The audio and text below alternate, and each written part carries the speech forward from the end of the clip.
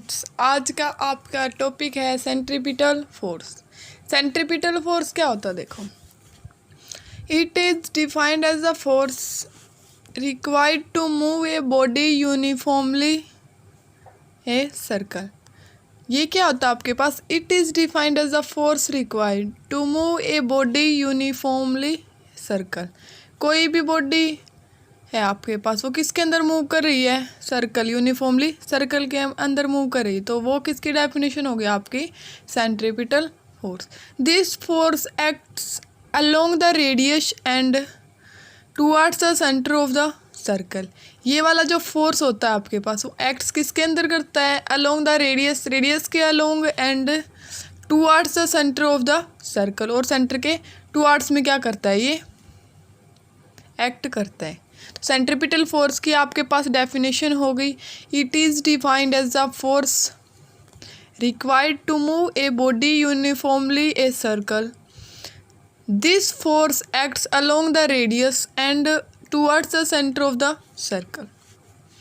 ये force act किसके अंदर करता है? अलोंग द रेडियस के अंदर and towards the centre of the circle. ये क्या ले लिया आपने? एक सर्कल ले लिया, ठीक है। इसका जो फोर्स है वो एक्ट्स किसके अंदर करता है? रेडियस के अलोंग, ठीक है। यहाँ पे क्या है आपके पास? रेडियस होती है, ठीक है। इसका जो फोर्स है आपके पास, आपने क्या लिया? एक सर्कल ले लिया। इसका जो फोर्स है वो किसके अंदर एक्ट कर रहा है? रेडियस के अलोंग क्या कर रहा है? एक्ट कर रहा है। And towards the centre, centre के किस में? टुवर्ड्स में क्या कर रहा है? ये एक्ट कर रहा है, ठीक है। इसके बाद इन यूनिट सेकंड, आपने यूनिट सेकंड में अच्छे से इसका डेरिवेशन कर रखा है। In unit second we have already obtained an expression for centripetal acceleration. आपने यूनिट सेकंड के अंदर सेंट्रीपिटल एक्सेलरेशन का जो डेरिवेशन है वो कर रखा है। ये क्या होता है आपके पास? सर्कल, जो इसका फोर्स एक्ट्स किसके अलोंग करता है? रेडियस के along, and towards the centre, और सेंटर के टुवर्ड्स में। यूनिट सेकंड में आपने पढ़ रखा है कि we have already obtained an expression for centripetal acceleration as acceleration is equal to, आपने पढ़ रखा है कि वी स्क्वायर अपॉन आर। अब आपको पता है कि वी क्या होता है आपके पास? वी की वैल्यू होती है आपके पास आर ओमेगा, ठीक है। तो A is equal to V square upon R है आपके पास। इस वाले इक्वेशन में आप क्या पुट करोगे? वी की जगह क्या पुट करोगे? आर ओमेगा पुट करोगे। तो आपके पास ए इज इक्वल टू आपके पास आ जाएगा r square omega square upon r. एक आर से एक आर क्या हो जाएगा आपका? कैंसिल। तो ए की वैल्यू आपके पास किसके इक्वल आ जाएगी? R omega square. कहाँ से आई है ये? आपने यूनिट सेकंड में पढ़ रखा कि एक्सेलरेशन, सेंट्रीपिटल एक्सेलरेशन का डेरिवेशन पढ़ा था आपने, ठीक है। उसके अंदर आपके एक्सेलरेशन की वैल्यू किसके इक्वल आई थी? A is equal to V square upon R. अब आपको पता है कि वी की वैल्यू किसके इक्वल होती है? आर ओमेगा के इक्वल होती है। इस वाले इक्वेशन में आप पुट करोगे वी की वैल्यू, तो आपके पास आ जाएगी r square omega square upon r. एक आर से एक आर क्या हो जाएगा आपके पास?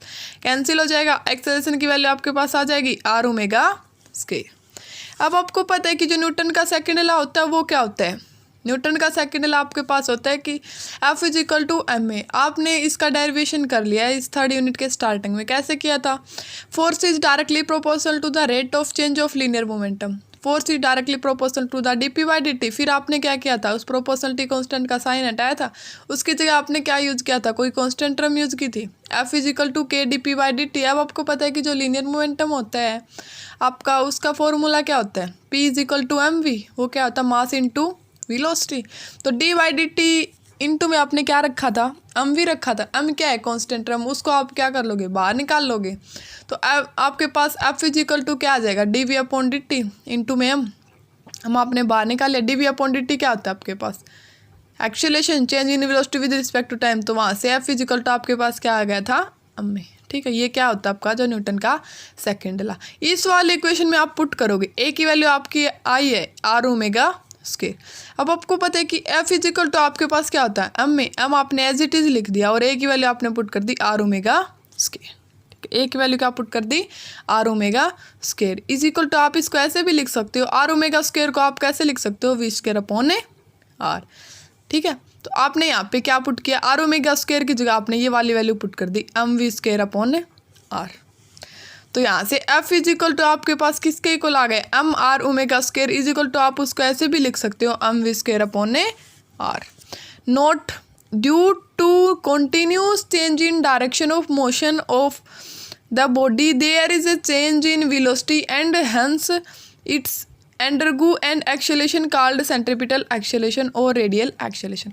इसके अंदर देखो क्या होगा, continuous क्या होगा, change in direction होगी, ठीक है, direction of motion of the body होगी। there is a change in velocity, उसकी क्या होगी, velocity भी change होगी and hence it undergo an acceleration और acceleration होगा उसके अंदर, वो क्या कहलाएगा आपका centripetal acceleration बोल सकते हो या फिर उसको आप radial acceleration भी बोल सकते हो।